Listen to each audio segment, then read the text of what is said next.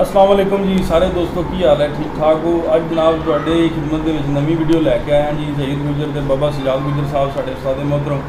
अज जनाब असी जनाब P15 की ओ रिंग्स वगैरह चेंज करांगे तो सारे दोस्त कहते रहंदे P15 खोल के सानू दोबारा जोड़ के दसो।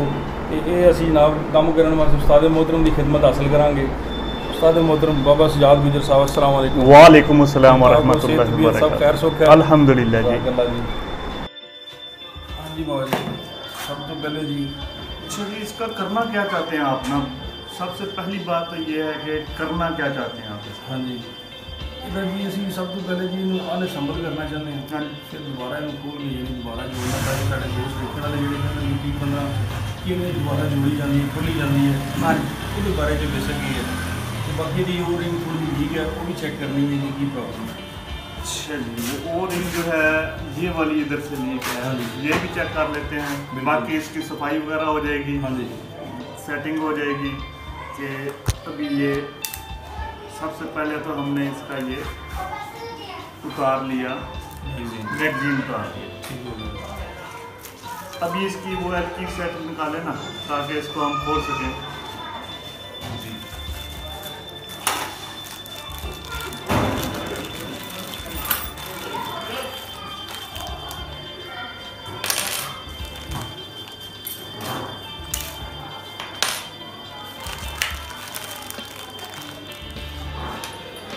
ये इसकी दो बड़ी एलईडीज होती हैं, इनको पहले नंबर पे हम खोलते हैं तो फिर इसके बाद स्टॉक इसका लैला हो जाएगा तो बाकी काम हम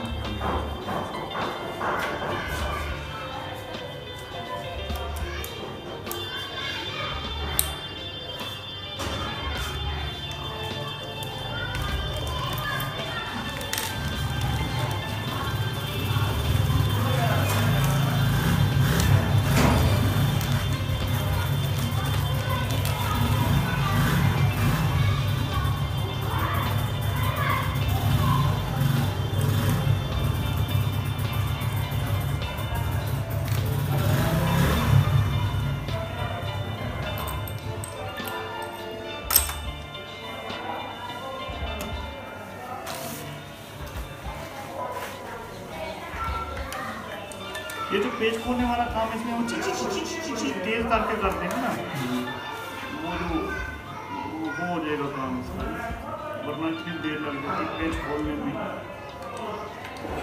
ज़्यादा कस्से समय से वसूल ये पेज होते हैं, ये जब भी आपने टाइट करने हैं ना तो इससे आपने टाइट करने हैं, इससे टाइट नहीं करने। इससे टाइट करें पेज वो ओवर टाइट होंगे।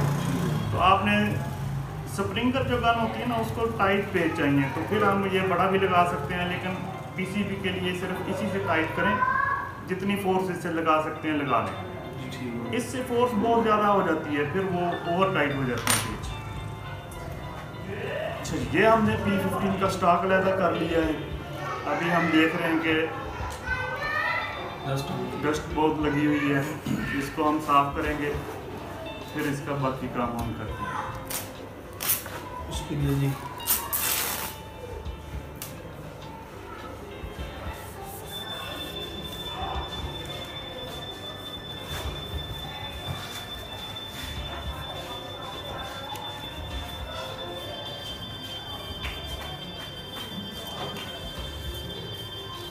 ये हमने साफ कर दिया।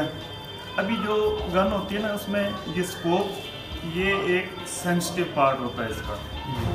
ये चीज़ हम चाहते हैं कि जब हम ट्यूनिंग वगैरह करें सफाई करें तो ये चीज़ अलहदा हो ताकि बाकी चीज़ के ऊपर हम ध्यान से काम कर सकें जी। तो ये स्कोप उतारना चाहते हैं हम।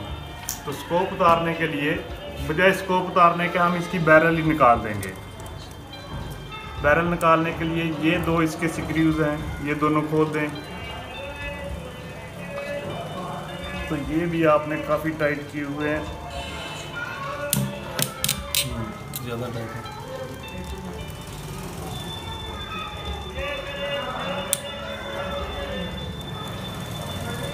इनको मुकम्मल खोलने की ज़रूरत नहीं है, सिर्फ थोड़ा सा इनको ढीला कर दें कि ये वाला क्लैंप जो है हल्का सा लूज़ हो जाए। जब ये क्लैंप लूज़ कर लेंगे आप तो ये भी ठीक है, लूज़ हो गया। अब इसके बाद हम ये वाला जो है लॉक लगा हुआ है ये निकालेंगे ताकि इसकी बैरल जो है वो अलहदा हो सके। ये लॉक अलहदा करने के लिए क्लास से इसको सीधा करें, थोड़ा सा ये आगे से थोड़ा बेंड है, इसको हम सीधा करेंगे तो ये लॉक निकल आएगा हमारा। ये सीधा किया हमने, अभी इसको आप इसको निकाल दें।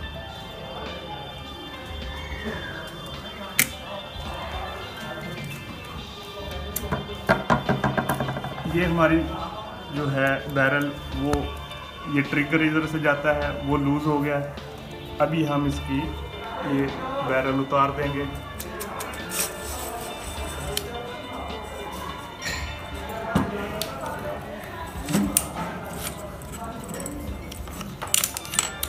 ये हमने बैरल पार्ट इसका अलहदा कर दिया है, तो स्कोप भी उसके साथ चलेगी। इसको ध्यान से साइड पे रख दें। अब बाकी पार्ट जो है उसके ऊपर हम आसानी से काम कर सकते हैं। ਹੁਣ ਇਹਦਾ ਜੀ ਹਵਾ ਕੱਢਣ ਦਾ ਜਿਹੜਾ ਤਰੀਕਾਕਾਰ ਹੈ। अभी हम देख रहे हैं कि इसमें 200 psi के करीब प्रेशर मौजूद है। इसको तो हम जब तक निकालेंगे नहीं तब तक हम मज़ीद काम नहीं कर सकते, क्योंकि इसके अंदर बिल्कुल ज़ीरो प्रेशर होगा तो ही हम इसका सिलेंडर खोल सकते हैं।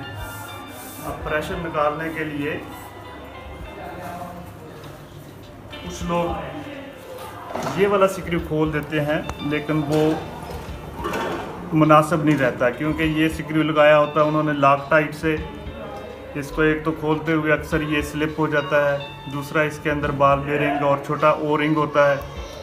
जब एक दफ़ा ये खुल जाए तो वो चेंज करना पड़ता है, क्योंकि उसके ऊपर भी लॉक टाइट लगा होता है, वो ख़राब हो जाता है थोड़ा काम उसका। तो हम इसका प्रेशर निकालेंगे ये इसके बड़े स्क्रू से, इधर से हैमर स्प्रिंग वाली साइड से। तो हैमर स्प्रिंग वाला स्क्रू खोलने के लिए जो सबसे बड़ा पेचकस आपके पास हो उससे आप ये स्क्रू खोल दें बड़े वाला, और इसको खोलते जाएं ताकि ये बिल्कुल ही बाहर निकल आए।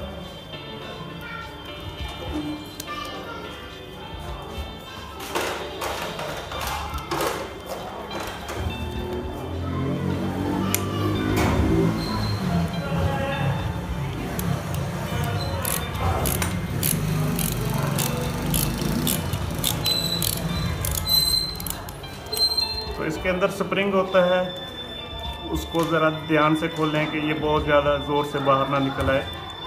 स्प्रिंग में ताकत तो कम होती है, लेकिन फिर भी थोड़ा सा ख्याल रखें। ये हमने निकाल दिया हैमर स्प्रिंग। अब इसके अंदर हम कोई भी चीज़ डालेंगे जिसको ये पुश करे तो इसका वाल जो है वो खुल जाए।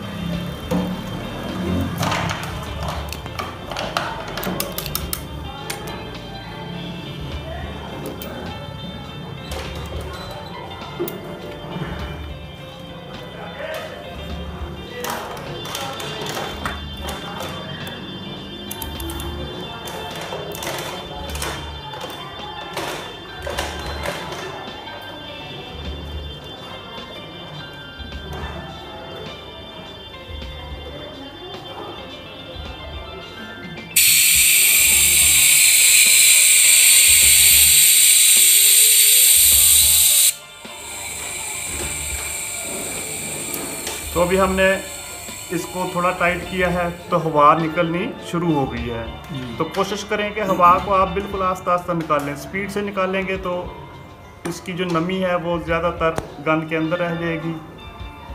तो हम इसको बिल्कुल स्लो चाहते हैं कि एयर प्रेशर निकले, तो इसको थोड़ा सा हम टाइट करेंगे मज़ीद।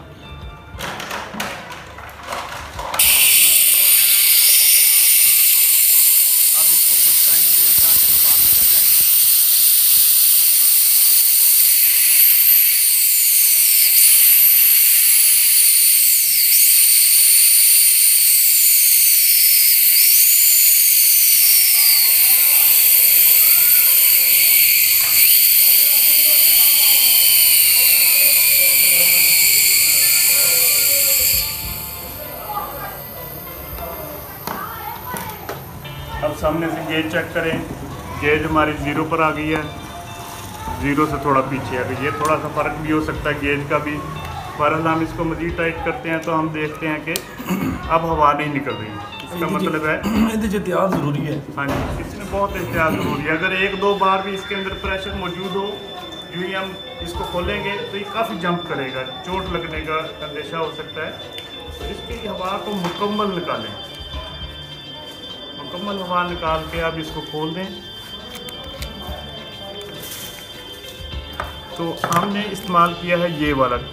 आप कोई भी ऐसे छोटा सा ऑब्जेक्ट जो है वो इसके अंदर लगा के इसे टाइट करेंगे तो इसका जो वाल है वो खुल जाएगा, इससे हवा लीक हो जाएगी। हवा लीक होने का हमें यहाँ से भी पता चल जाता है कि अगर हम इसको खोलें और ये आसानी से खुल रहा है तो इसका मतलब है कि इसके अंदर प्रेशर 0 हो गया है। अगर बहुत ज़ोर लग रहा है तो उसका मतलब होता है कि इसके अंदर अभी हवा का प्रेशर मौजूद है, आपने अभी इसको मुकम्मल खाली नहीं किया।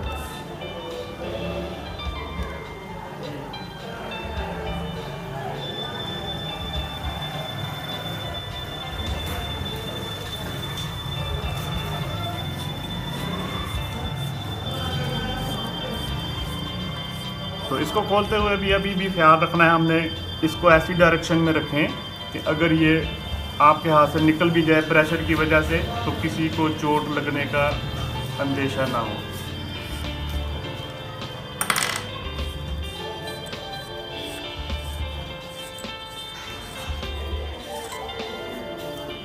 तो ये हमने इसका अलहदा कर लिया है, ये ब्लॉक अलहदा कर लिया। रेगुलेटर अब इसके अंदर रह गया है। अब रेगुलेटर निकालने के लिए हमें दूसरी तरफ से भी इसको खोलना पड़ेगा। वो भी हमने वैसे भी खोलना ही है क्योंकि इसका हमने ओरिंग चेंज करना है, जो जिधर से हवा भरते हैं फिलिंग पोर्ट का ओरिंग भी गालबन इसका लीक है, वो भी हमने चेंज करना है, तो उधर से भी खोल देंगे इसको। तो रेगुलेटर आप लोग देख रहे हैं कि इसका अंदर रह गया है। अच्छा उस्ताद, मतलब ठंडी क्यों हो जाती है बहुत ज़्यादा, की वजह नहीं है जिसमें हवा निकलती है?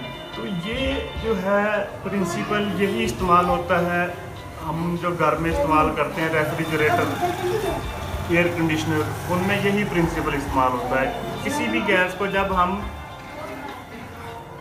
उसके ऊपर से प्रेशर कम करें तो वो ठंडी होती है, जब प्रेशर बढ़ता है उसका टेम्परेचर बढ़ जाता है। आपने देखा होगा अगर हम स्कूबा से एयर गन को फिल करें तो इसका टेम्परेचर काफ़ी बढ़ जाता है सिलेंडर का, क्योंकि वो हम एयर को कंप्रेस कर रहे हैं। जब ये एयर को दबाते हैं वो गर्म होती है, जब एयर के ऊपर से प्रेशर कम होता है वो ठंडी होती है। ठीक है।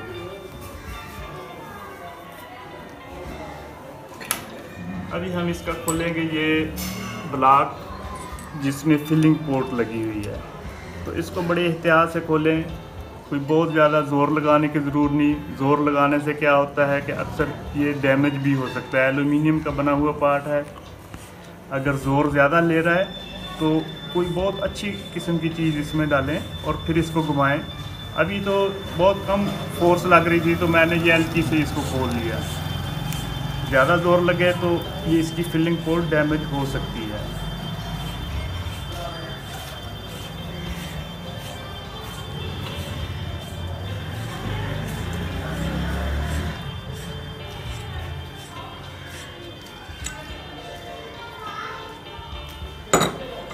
अच्छा जी, तो जो अभी आप लोगों का फॉल्ट है ना कि इसकी फिलिंग पोर्ट से हवा निकलती है, वो जो अंदर स्क्रू है उसके नीचे एक छोटा सा ओ रिंग होता है, वो खुश्क हो जाए या डैमेज हो जाए तो उससे इसकी ये फिलिंग पोर्ट वाली जगह से हवा निकलती है। तो वो नीचे स्क्रू है, उसको खोल के हम उस वाले ओ रिंग को भी तब्दील करेंगे हम।